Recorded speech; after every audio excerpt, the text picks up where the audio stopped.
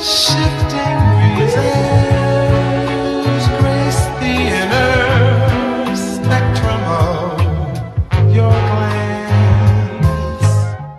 Welcome back to the Minds with Hakeem podcast. In episode 9, I interviewed Austin Luse, who's a Des Moines attorney who grew up in small town Iowa and went to the University of Iowa before he finished at Drake Law School in 2020. Austin is also a fellow founding member of Prolific Development, a nonprofit organization that was also created in 2020. We unpacked a lot in this episode. Hope you guys be attentive. Back again, episode 9 on the Minds with Hakeem podcast. I'm here with my brother Austin Luse. Say what's up to the people, bro. What's up, people? It's good to be here. I appreciate you having me. Oh, not a problem, bro. We finna unpack some good stuff, man, and hopefully you guys can take away some notes from him, man. Like, this guy's a genius. I had to get him on set. Man, I don't know about all that. I done hyped him up. I done hyped you up, so you already know what you got to do. Now I got big shoes to fill. Yeah. So we're going to start it out always the icebreaker question, brother. Who is your top 3 people, dead or alive? Who would you have a conversation with, a cup of coffee with? Man, That's a hard one. That's a hard question. I love it is. I love to see people's reaction. And, man, I mean, first and foremost, it's probably a cliche answer at this point, but I'm going to say Barack Obama. Even mine. Yeah, I mean, it's just he's somebody who not only I look up to, but somebody who's just seen so much and has the perspective that he could give on topics would just be, I can't even imagine it. That's why I want to have coffee with him, you know? Yeah, I mean, for sure. That's one. The second one, I'm gonna throw these 2 people as one person. Yeah. And it's something just like near and dear to my heart. For sure. I lost my mom when I was young, and she Sorry drank. to hear that too. Yeah, and hey, I appreciate you. But she drank coffee like there was no tomorrow. For real. And then my grandmother I lost when I was 19. Is it your mom's mom? No, it's my dad's mom actually. Who was like a second mom after my actual mom passed away. For sure. So, I would say those 2 for sure because they love coffee, and back when I was around them, I didn't get it. You know, yeah. Like, I was like, I don't need that. Yeah, like, why they drinking that? I wake up hyped. You know, I turn on ball of energy. Yeah, exactly. And so I was like, I turn on music, and that's my coffee. But not now drinking way too much coffee every day. That's I try to limit it to 1 cup a day, bro. It's hard. I'm like 1 cup an hour in the morning some days. Not the whole day, but there's some mornings where I need it. 24 cups. You know? No, but for real. But those 2 people. So those 2 people are one. Yeah, let's say those 2 are one, and then I'm gonna say Theo Epstein, who you know who that is? Theo Epstein. Nah, give me some background. He is now the former director of baseball operations for the Cubs. So he's who brought a World Series to the Cubs in 2016. Oh, how many years was that? 108. 108. I feel like my Cowboys on 108 years. And the Cowboys are slipping. Man, I don't want to talk about it. I saw some joke the other day that said something like, they can't afford to pay Dak because they're paying for the fruit budget for Mike. You see him smashing those fruits. You read about that?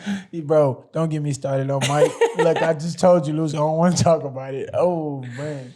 Okay, but no, you good. But Theo Epstein? Yeah, Theo. He was the manager then? So he was the behind the scenes guy. Like they built a team. The GM? So they had another dude that had the title of GM, but he was he was just getting a paycheck. Yeah, and so but Theo is also who, I mean, he got his claim to fame because he was who brought a World Series to the Red Sox after their 86-year drought.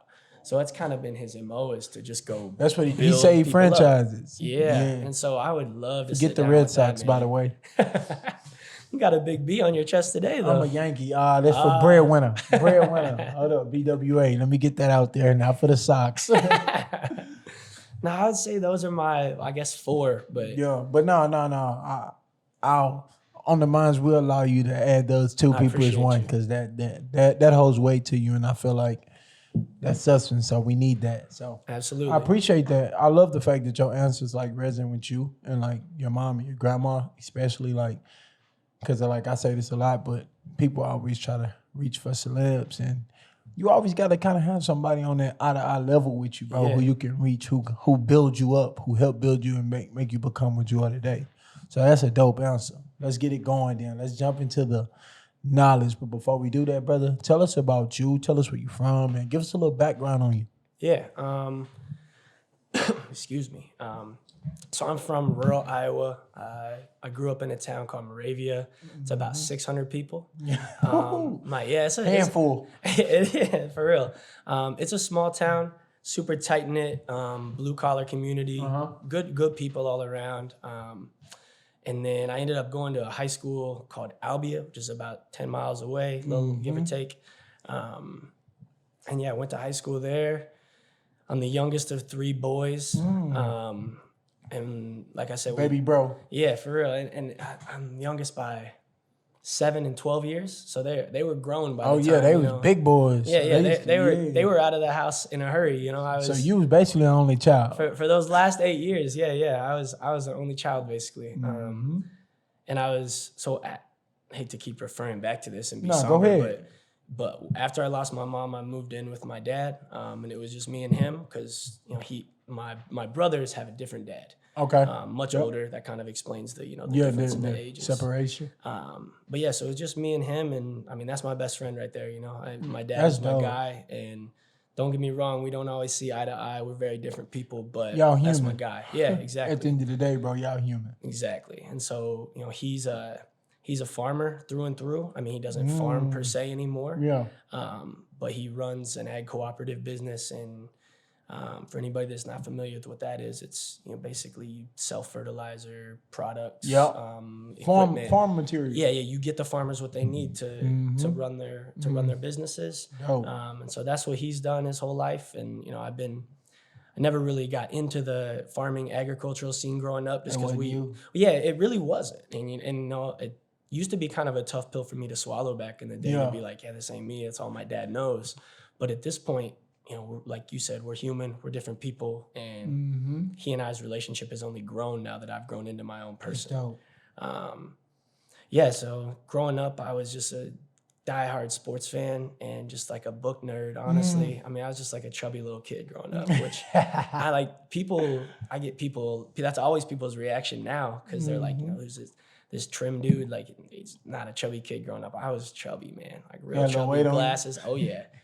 But sports were my life growing up, and like I said, just a book nerd. And then after I graduated from Albia, I went to the University of Iowa for undergrad, studied journalism there, and I loved it to a point, but it just wasn't necessarily for me, and that's where I just took off down the law path eventually. Dope. So yeah, that actually leads us into the next. So I'll let you tell them when you went to school and graduated from, but what inspired you to attend law school, and like what brought you to law? Yeah. Like in that transition period from journalism, like what was it that kind of you like woke up? It's always been, I would say the law has always been something that I've been drawn to. It's always kind of fascinated me, whether it be like an unrealistic depiction of that Law and Order on TV back in the day, or like, like we talked about Theo Epstein, reading about him, he went to law school to go do baseball ops, like, so any type of stuff like that, I just kept seeing people have law degrees, and just that kind of, sparked my interest early on, even before I went to Iowa journalism wise. It was kind of always in the back of my head. But then when I was probably 15, I would say, my middle brother, he got in some trouble, and he's righted his path, and he's one of my biggest heroes because of how much he's dealt with and how much he's grown and persevered. But he got involved with some stuff, and I just didn't feel like he was getting a fair shake with the legal system. And I was young, and I was naive to most of what was going on. But even from the bits and pieces that I was picking up and seeing, it was making me realize how really unjust this system can be on anybody, especially certain people, but on really anybody. And just seeing him kind of go through the ringer and be institutionalized for far too long for issues that weren't being fixed by sitting in a cell. Seeing those types of things are what inspired me.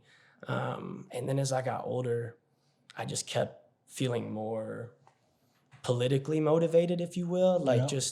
I kept seeing things that just would kind of baffle me, whether it was with the law or with politics or just stuff that I'd be like, these people are making You're not the by rules? yourself on that one, bro. Right, yeah. Like, I feel like every day, I mean, at this point, I feel almost desensitized. But on the other hand, my eyes are opened every day. I'm like, this man makes laws, or like, like, I'm thinking about that potential senator from Georgia who's an insider trader. Like, she got word of the coronavirus, and instead of doing something in her political role, she went and made sure all of her stocks got traded in the right direction because she knew that these companies that make medical supplies are going to blow up. Like, so I just like things like that. All of these unjust issues really are what inspired me. And I get that that's a big umbrella that I just cast, but no, for real. If I can make any sort of impact in any direction, I'll feel like I've done what I've set out to do, you know? And I think we need more people to get into law for the reasons that you got into it. Like, you see a problem with the law system, and like you said, certain people, like especially minority and black men,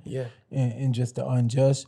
People need to get into law more to change these issues. I think we try to do a lot of changing from the outside, but you get inside, you can change it. You heard of this book called the Spook That Sat by the Door? I have not, no. Nip referred it in the interview I was watching, and he was basically saying like it's like it was a black guy from Chicago who was troubled. He was a gangster as a adolescent, and then like he cleaned himself up obviously, and he got into the CIA.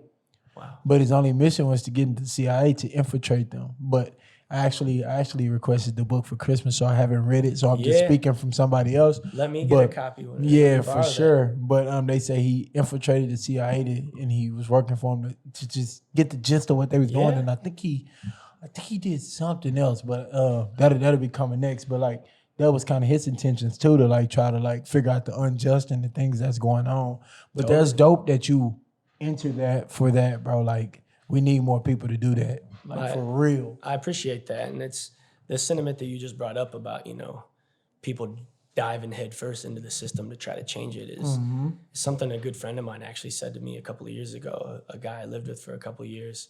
I was just complaining, I was just like whining basically about this crap I was seeing. No disrespect. That's a lot of people do that. Yeah, true.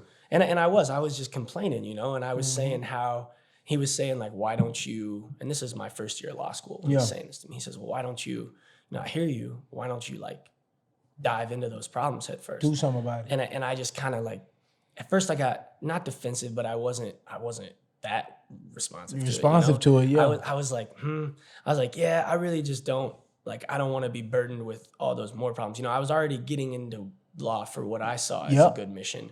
And I was like, I don't want to be burdened with these problems. But then that statement he said to me is sat. I mean, I'm still talking about it 3 years later. It stuck with you. It sat with me, and he was right. It's like what less talk, more action is kind of what I try to be about, at least. And now you got that opportunity, bro. And I know for a fact that you're gonna succeed in that. I appreciate you. Next is let's talk about like one of your biggest. We want to know what stuck with you. One of your biggest takeaway from law schools as an undergrad in that program. Like, what from that sticks with you besides that story you just told? Like,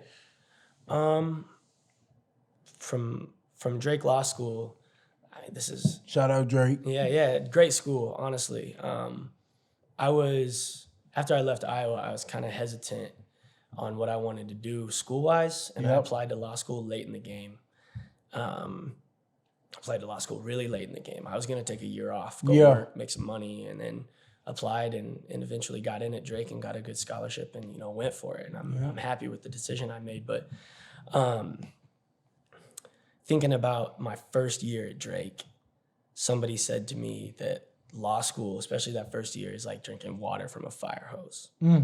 And I really like that analogy because it's just like an overload of information being thrown at you. Like, think about when you look at like your leasing contract and it's 10 pages long with print this big and you're just like, I ain't reading all that. Right, exactly. And so like, that's what I would say, that just that analogy and that kind of can be applied widely to the law in general, is that it's, trying to absorb it can be like drinking water from a fire hose. You're just getting blasted with info, And that's something that resonated with me. I guess that's not really like a lesson, but it's helped me to be patient with my own brain. And not get upset with myself when things aren't coming easily. Nah, that's important. And it's tough for me because, you know, growing up, I never struggled with school. You know, Yeah. school was always like clicking for me, and I just felt like I could do You it. said at first you was a nerd. It Right, was easy. exactly. And like that goes back to my mom making me practice spelling words the night before I even take the pretest. You know, like that goes back to her drilling discipline into me at 8 years old. But I've just always thought that school was not easy, but it just came naturally. Yeah. If I put in a little work, it's If you gonna applied come. yourself, you was gonna get what you needed. You was gonna get that A. Totally. And now with law school, it was like I can apply myself as hard as I was prior, and I'm gonna get C's. Yeah. And so it's like I had to reach this new gear to kick in. And I still, don't get me wrong, I didn't like fly out of Drake with all A's. I mean, I struggled. It was a new experience, It's and a an new overload. challenge for me. Totally. And so I think that's one of the lessons that I would say. So like basically what you're saying is like a big lesson is to help you like prioritize things and like take in a lot of information. Yeah. And try to retain a lot of information to get it back out. That's a good lesson because, like, and before you spill, don't lose your thought. You know how much information we take in daily from social media, bro? It's got to be a disgusting amount, right? Come on, bro. So and like I don't even want. I'm not gonna shoot out the number actually because it's scary. But that's kind of like today's world. It's an overload of information, especially fast. false information. Yeah, for real. So that's a good lesson that I think that's a great lesson you took from law school. Well, what you was about to say, don't lose your thought. Well, I was just going to say, like, to tabletop off of that lesson, it was more so even, like you said, if I apply myself, I can do it. Mm-hmm. That's the biggest lesson for me is it made, like, achieving law school and not only studying 50 hours a week during Christmas break my senior year of undergrad, to pass the LSAT, to be even allowed to go to law school, or not pass the LSAT, but get a good grade to be accepted.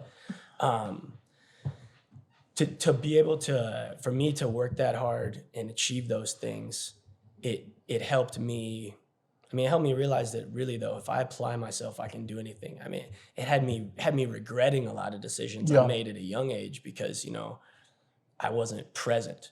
I might have showed up, but I wasn't present. Mentally, I wasn't. there. I wasn't. There's some people say 50% of the work is just showing up, and that may be true, but that other 50% is a lot harder. It's important to do. Too. You know, It's just as important. Totally. Like you got to show up, but then to be present on top of showing up is just, there's such a huge difference in those two things. And that was it wasn't necessarily a difficult pill for me to swallow because it's something I was expecting, but being faced with those daily struggles of being like, can I do this? Yeah. Like, am I really capable of this? And studying for the bar this past summer was the same thing. I mean, I studied 50 hours a week.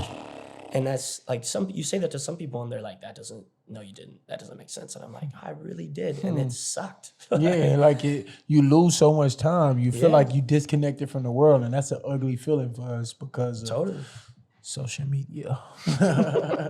Man, I hate to keep bringing it back, but I feel like I gotta be an activist for the ugliness that social media is doing. So I'm trying to do my role in that. But 50 hours a week, bro. To go back to that, like when you said that, my mind went, ain't no way I could do it. Like, bruh. But you could. No, I know you can. It's just about applying yourself. Because like when I'm working on things for my podcast and my business, I'm like, oh my goodness, I'm so drained. Like, let me check my phone.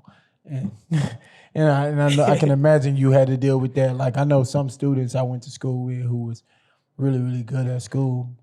They would like literally like delete every social media app off their phone.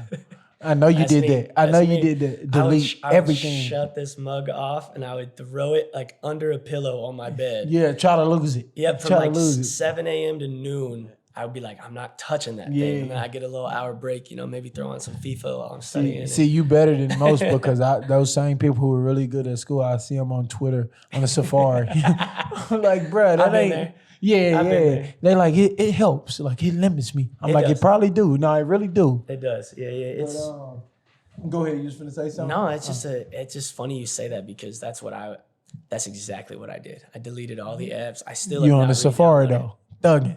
I still have not re-downloaded Twitter or Facebook, so I'll hold For them real? strong. Right but now? I'm on Safari, so. But I love Twitter, bro. Me I'm too. addicted to Twitter. I have to admit that, and I gotta be better.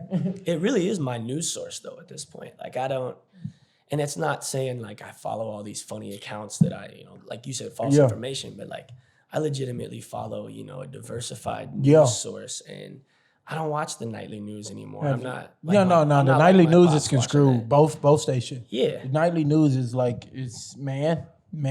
You can get false man. Look, I don't even want to open it up for That's you news Pandora's people box. over, but I suggest you tap in. I just made a purchase, bro. It's called Apple News Plus. Okay. It's $10 a month, and Apple has been doing so much in the technology world, bro, that people don't even know to try to like better technology. I didn't know that existed. Yeah, and Apple has been doing so much, and like I think you can get it on any phone, but I have an iPhone, so I'm just speaking. But Apple Plus, bro, the stories on there, I get up every day and I read it. Like every morning I read it. It's Like your newspaper.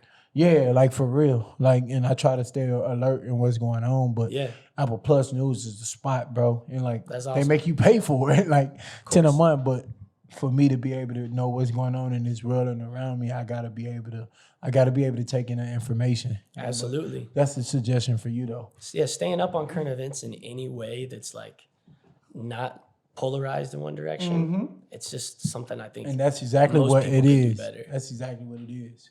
But let's dive into the law, bro. Like the reason, like this is a huge reason I wanted you on here. Open up about some law. So let's talk about just can you open up about your career as a public defender and then like what that position is right now for your career? Like how is that molding you in your career? So it's interesting, that when you and I talked about this earlier. There's kind of a misconception about the term public defender in many senses. Like I am a public defender in some regards, but I work for a law firm and I can be retained privately. Okay. So when let's say you're arrested for a crime, you say you tell whoever, after your initial appearance, you're arrested for a crime, you get out on bond, if you can, if you have the means to get out on bond. Let's say for this sake of this scenario, you do. But you get assigned a public defender because you signed some form, like you said, you didn't read the form, you just signed it. We're like, I need one. So then you get sent to, there's what lawyers do, and I would say just about any criminal defense attorney in this, in anywhere who's looking for experience or looking for a way to earn extra money, anything like that. They might charge $250 an hour for their services, but they put their name on this list. It's called the public appointment list. Okay. And you stayed appointed, basically. Yes, sir. Okay. And so then the state takes your name off the list and they put you on cases. Okay. And then the state pays you, I'm forgetting what the amount is, but it's a lot less than what an hourly rate would be for a private retainer. Okay, bet. But the state still pays you hourly. And so what you see people putting their name on like every county, every docket, and that's how public defenders get overworked. Okay. But then there also are people who work in the public defender's office who they do nothing but public defender cases. Yeah, okay. But in a sense, I am a public defender. Yeah. But at the same time, you could retain me privately to do other and stuff that's too. just as a straight up lawyer. Yep. And you heard him. And it's you heard him. Straight up lawyer.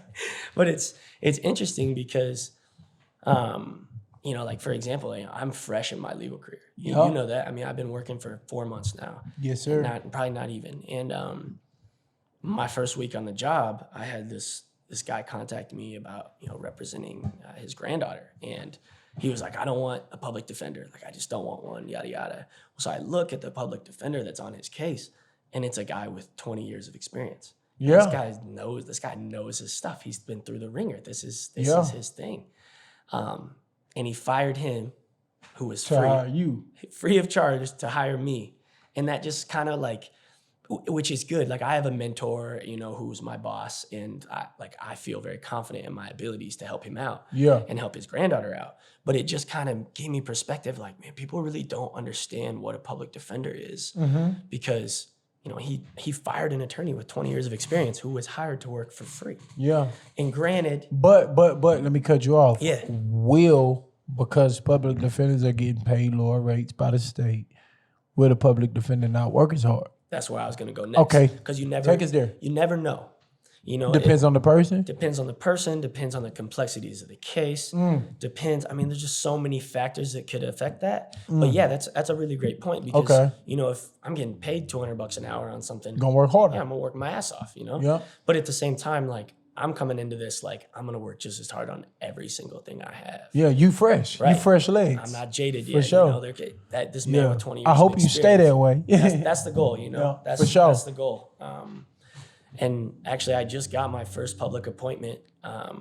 Yeah, you was excited. You text me about it. Yeah. It's weird though because it's just crazy how fast it all came together. Like, you know, this guy was picked up. He had a warrant out. He's in jail, and his hearing's in a week. And they're like, "Hey, he needs an attorney." And I'm like, "I mean, yeah, I would love to. I would love to get to work on this." Thank you. Yeah, but it's just so wild to me that that's the process. You know? Man, I wish I could talk about the case, but Yeah, I it's mean, close. No, we can't. someday we'll dive into some Yeah. stuff that's wrapped up. Because because it's an open case, so we ain't Yeah. gonna unpack that. Something I was just gonna say about. I was the second part of the question was how's this position like important for your career right now at your young age, at your young part in your career? So I feel really thankful to be in the position I'm in, and that's for a variety of reasons. I mean, one, COVID has thrown a wrench, as we all know, into everything. I mean, Everybody. literally everything. There's less crime. Is there though? Well, less less- prosecuted crime. Well, prosecuted and less what's the word I'm looking for? Like physical crime. There's a lot of Some scheming. man, yeah, but yeah, we're gonna leave it at that. No, I see what you're saying for sure. But the way it's wrenched my world was, it just made, you know, it canceled the whole last half of my second semester of school. Which I mean, it didn't cancel. I still had to take finals. It was just all online. Yep. And then studying for the bar, you know, like I couldn't go to the library and study. The libraries were all closed. I sat on my desk, which I shouldn't complain, but I just didn't know what the job hunt was going to be like. And I was searching and I was being picky. But I was really looking for an opportunity, you know? Yeah. But I feel really thankful because I got an opportunity with a law firm that is like ideal for what I see myself doing long term. What's your law firm, bro? It's called Balducci Law Office. Dope. We're over on the east side, across from the Hilltop Restaurant on Yes, sir. Hubble Ave. Yep. If you ever get in some trouble, you know where to find it. Yeah, for sure. Or if you need a divorce or, you know, any type All of that. All that. We'll get to that at the end, brother. Yeah, for sure. But so my boss has been doing it for 25-ish years, and he runs his own firm, and he, like I said, he does what he wants to do, and he's his own boss. And Dope. I mean, he's doing what 25 years from now, I hope I have an opportunity to do Dope. with some young lawyer, you know, Good. and bring them on and mentor them. Good. I just feel really thankful because I have good friends, you know, looking for jobs right now, and they're not even trying to be picky. They're just trying to find something where they can make some money and contribute. Yeah, and you know, on the flip side of that, people are like, "Oh, he's a lawyer. He'll be able to find a job. He's got a law degree. He passed the bar." It's just not that simple sometimes. It's just not. I got a marketing degree, bro, and like I'm struggling to find a job. And like you think people like right now, marketing is super important because everybody at the crib supposed to be at least. It's hard, bro. Supposed to be. Yeah, people are thugging. But I see what you're saying. Yeah, I mean, just the job field, like in a wide range of professions, is just hurting right now. It's tough, bro. It's tough, and I People are get it. hungry. We're in the pandemic, but this next question, bro, I want y'all to pay attention. Like, pay attention because he finna give us some stuff that, especially us black brothers, that we need. So we gonna unpack how to react, how to respond when you pulled over by officers. So somebody who studied law, like gave 50 hours a week to law. So you pay attention. So yeah, brother, how are we supposed to react? Because we aren't taught these things. I mean, you talked about that. And we had a vendetta against that. Yep. So how are we supposed to react when we're pulled over, and like what are the things we're supposed to do to not get shot? I mean, Real talk. It's first and foremost, I just want to say how like pathetic it is of our society that is even Overstood. a worry. That's even a worry. Overstood. It's just, man, it's just a bummer. But I mean, because it is reality and you have to live and adjust. I would say, obviously, be respectful as possible. Yeah. But the first, some people, and I used to tend to stray away from this advice, but I've kind of changed. How some people don't want to roll their window all the way down if they're pulled over. Crack it. That's like the first red flag to a cop, it seems. They're just immediately suspicious and pissed off if you won't give them the time of day. If you roll your window all the way down. And maybe not even all the way down, but just like more than a crack. Yeah. More than give them a little space. And some people might be just letting out the hot box. For sure. Well, no, but for real. That's where I'm gonna go next is but I'd say just interacting with law enforcement. I mean, you just need to give them respect, and whether or not they deserve it is irrelevant. Like you said, the point is you want to continue to go about your life the way you are. Yeah. So for the time being, swallow the pride and do what you're asked to an extent. But I mean, I think the keys are knowing your rights in that situation. Yeah. Unpack those. And so first, you always want to ask what you're being pulled over for if it's not addressed.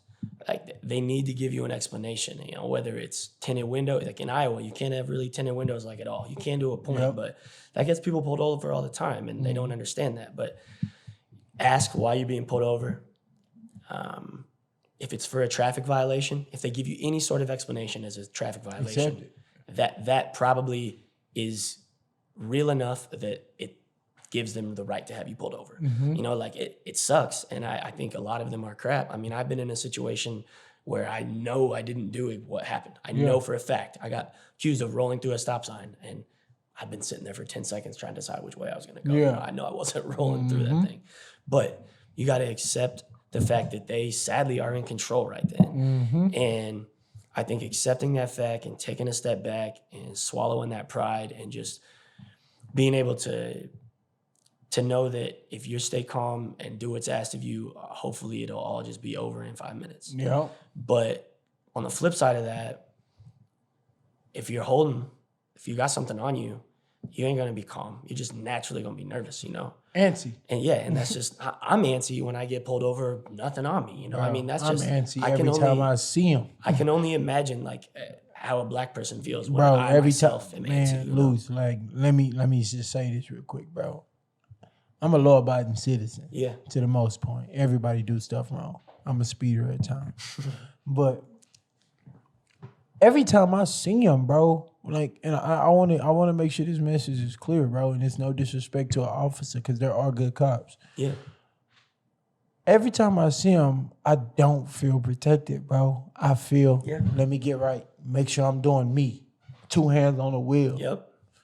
That's my reaction when I see him. And talking to my brothers who are white, and that's not my reaction when I see cops. And see, I would I am that way. And maybe that's because I've been an idiot before and, been acting a fool and doing what I shouldn't have been doing. So it gets me on edge. But if I'm on edge, like I said, I can only imagine how y'all feel. Yeah, bro. I can't even fathom. On 10, even if I'm in the passenger seat, bro, I'm up 12. But see, man, that type of reaction is what I would say is actually good. In a situation where you pulled over, though. As long as you're being respectful. I mean, for the first time in my life, I was in a vehicle this summer that got racially profiled and pulled over. And a friend of mine, I'm not sure if you met him, a guy I went to school with. His name's Hunter. Was he at the cleanup? Nah, he wasn't. Okay, I haven't met him then. But so Hunter went to law school with me at Drake.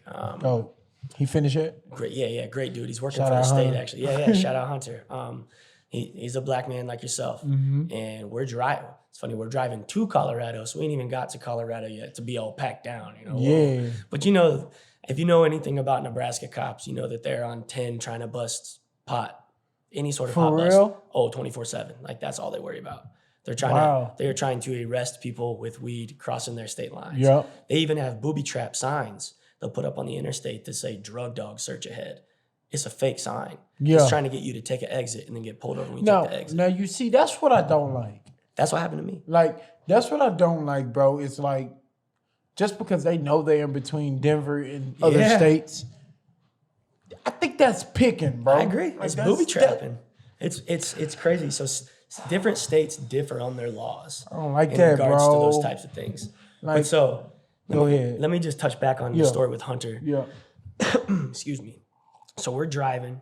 We're just outside of Lincoln, Nebraska. You know, we got a long ways to go. We're headed to Trinidad, Colorado, like way in the southern half. We're gonna go hiking and like stay at this Airbnb. We just took the bar exam. Yeah. So we're like, y'all come and decompress. Yeah, we're trying to chill out. That we just took it the day before. Like we're ready to have a vacation, man. And and so we're headed west, and 2 lawyers. 3. 3. So we got me and Billy, who you did meet at the event, the redheaded dude. Yeah, he's dope. Yeah, he's great. Shout out Billy. Great He's dude. dope. Shout out Billy. So us 3 are riding. I'm in the back seat, and I'm just chilling. Like I think I'm trying to nap at this point, actually. And traffic's pretty heavy, like outside of Lincoln. It's at least 4 lane. It might have been 6 lane even, you know, but traffic's pretty heavy. And, I think it's 4 lane. I think we might have still been in the city, so it might have been 6 even. Gotcha. And so I just know traffic was kind of heavy. And Hunter's like, wow, that cop just pulled out behind us. And I'm like, oh, really? Like he's behind us? And we're just like, okay. And then all of a sudden he flicks his lights on. I'm like, how fast were you going? He's like 63, like in a 65 or in a 60 or something. And I'm like, oh, okay. So he pulls us over, walks up to the car. Like I said, Hunter, black guy driving. And he pulls us over, and Billy does the thing that I just said not to. Billy cracks the window this far. Comes to the passenger side. Billy cracks the window. What's up? Billy cracks the window this far and is like, I'm going to put my mask on. Like, hey, I'm going to put my mask on. You know, this is COVID time still. It was COVID time still? Yeah, this was in August. Well, not dope, And, but yeah, got you. But so, we want you to go away, COVID. stay out. But so the cop's like, what? He's like getting all antsy, like you know, jumping around. And Billy's like, I'm gonna put my mask on. You know, we're like, chill out. And this cop, he stays calm for the most part, but he's being a little weird. And then he's like, you know, where y'all headed? Like, what's going on? And you know, immediately we're trying to get these words out that we're lawyers, like ASAP. You know, just to like let him know, like we're not pulling any fast ones. You know. Yeah. And so we're like, we just took the bar exam, and his tone changed like this. You wouldn't believe it. And it's cause he look at y'all as one and him. Which sucks. I mean, all that. Yeah. But what's crazy is he saw a rental car. Well, he didn't know it was a rental. He saw a car with Georgia plates, Fulton County, Atlanta. He saw a black man in a car with Georgia plates, and he pulled that sucker over. Like, yeah, they come and pick up and go back to Atlanta. Yep, he pulled us right over. And then not only did his mood switch immediately once we said we were lawyers, he started like trying to like give us recommendations on where to go get beer and find girls in Colorado. I just couldn't believe it, man. And then he said the reason he pulled us over eventually when he got there was that we were following too close to another vehicle. And it's like, yo, it's wall-to-wall traffic. Like, what are you talking about? Bro, you see, like that firsthand experience you just shared, bro, and what stick with me is, and I complain to my fiance about this a lot, bro. It's the stories of cops coming out saying, I quit the department because this is what we're trying to do. If we see a black man in this neighborhood, this is what we're trying to be aggressive for him so he get aggressive. Yep. These are from firsthand stories from cops, bro. Like, how is it not like clicking, bro, to like people that this is real? Totally. Some people think it's a myth. Oh, I know. Some people think it's just black people. All black people are bad, bro. This, that, and the third. I know it. It's despicable. And it brings me like, we were kind of segueing in that direction anyway. To get mad, y'all. Nah, go ahead. But your story just made me mad, bro. Yeah. Like, Hunter was so rattled he couldn't even keep driving. Yeah, bro. And like fair. Bro, like that's why, like, you know what we call driving in the dark? Like when I leave here and go home, we call it doing bad. Black at the dark. Yeah. Like it's real, bro. Like yeah. It's real. Driving while black is that's a exactly. real problem. I call one of the homies, I'm like, if you're doing bad right now, that means you black out the dark, bro. Yeah. You better get in the house. Like for real, it's not safe. Especially since 45 lost, but we ain't gonna get into that. I had to get that out there. Oh, that gets an amen out of my mouth. Hey, man. So, are there any other like law situations that you can help the people with, bro? Because like this show is for the people. Like, any quick thing you can throw out there. Well, you got me thinking now. And when we're talking Colorado, you got me thinking about just weed in general. So just to like tabletop off the ACLU, you know what the ACLU is? No, I don't. It's an American Civil Liberties Union. Okay. Really cool national organization that has satellite offices like all over in the States. And they just do really cool work, like working for progressive policies, like whether it's legalizing marijuana or proving that there are racial biases in cops, anything that's like a real progressive policy, they're diehards devout about it. And so they've done, hella research on just marijuana arrests in general. Yeah. And one of the things that sticks out to me based on research I've done for papers is that in Iowa alone, Black people are 7.3 times more likely to be arrested for marijuana possession than white people. Hold up, wait. I'm not gonna say the artist. The person name, because I don't know the officer name. Yeah. But his percentage of pulling over Black people in Des Moines were like, he had an 80% like Black people rate, bro. You don't understand. When I first got to the state, it was 86, 88% white. Yeah. How is that possible? Exactly. And how is that possible? People will argue with you and say, well, the Black people are the ones doing things wrong. Think about what y'all are saying when you say that. 85% of the state is white. And if Black and white people commit crimes and smoke pot at about the same rates, that means way more white people are doing it. So, like, I sometime I'll have to show you this paper I wrote. And the ACLU was a huge help for the paper and huge resource. But you got me thinking about tips for driving and whatnot. I would say if you're gonna smoke pot, just do your best not to carry it on you while in the whip, because any bit of smell is probable cause for a cop to claim that they can search you. And it's your word against theirs. And if they find it, then your word looks like shit in court. Yeah. So it's kind of like, and it's just it's tough because people aren't going to stop smoking pot. And how do you get from point A to point B with it? I mean, you just got to get rid of the smell, because the smell gives the cop the ability to basically do whatever they want with you.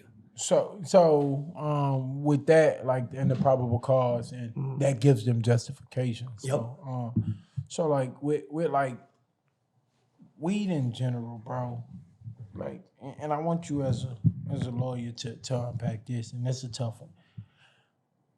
How is it possible that white males are able to profit off weed, but Black men are able to sit in a cell because of weed? Is that America in a nutshell on a micro level? I think it is. I really think it is, bro. And like that question isn't for you to unpack, because that's not fair for you. But it's just like, bro, like, we got white males from Denver, Cali, profiting, bro. Raking it in. Millionaires, bro, off weed. Meanwhile, 1 in every 12 Black people in Iowa are like in prison or on probation. For weed. Well, not necessarily just for weed that way. But a lot of them. I'm saying, like, a lot of them are for marijuana. That's crazy, bro. It is. And our marijuana laws in this state are archaic. They are. We have. Hold up. Do you know a lot of ballots put, should we legalize marijuana on it, but not Iowa? We can't even get it. So, like, to get it on the ballot, it's got to pass through some, like, legislative, hoops, and we can't even get close. And I don't mean to diss all Republicans in this statement, but Republicans are not the pro-weed party by any way, shape, or form. And our state just only got more Republican at the state level for the state legislature. So, like, I truthfully, from the bottom of my heart, think marijuana will be legal federally before it's legal in this state. Yeah. I really believe that. And, like, I thought we were the, like, United States, bro. Like, somebody, and I'm going on Twitter. Please judge me for this. But somebody tweeted how weed legal in Denver, Cali, and I think Oregon at the time. Yeah. But not everywhere else. I thought we was united. Like, that was funny as hell to me, bro. Yeah. Like, I thought that was hilarious. But well, my boss had an interesting comment on something like that. He talks about how damaging it is for states to undermine, the United States authority by legalizing it themselves. And he's like, it's damaging because then you put pressure on other states who may not be ready. And, like, imagine if we could just cohesively make decisions like that. Yeah. But it's kind of the divided Nothing's states of done America at this cohesively. point. Yeah, Nothing's done cohesively. Nothing, not here. But I'm sorry to end this podcast, you guys. You anti-marijuana people with just marijuana topics. But that's really all we had to unpack today. I hope you guys can take away some stuff from Austin. I'll have all this information at the end of the description below. But Luse, you got anything else for the people you wanna get out, brother? I mean, I just want to say how thankful I am to even be on here with you. For sure, brother. And it excites me to be in an organization that allowed me to get to know you. Honestly, Yeah.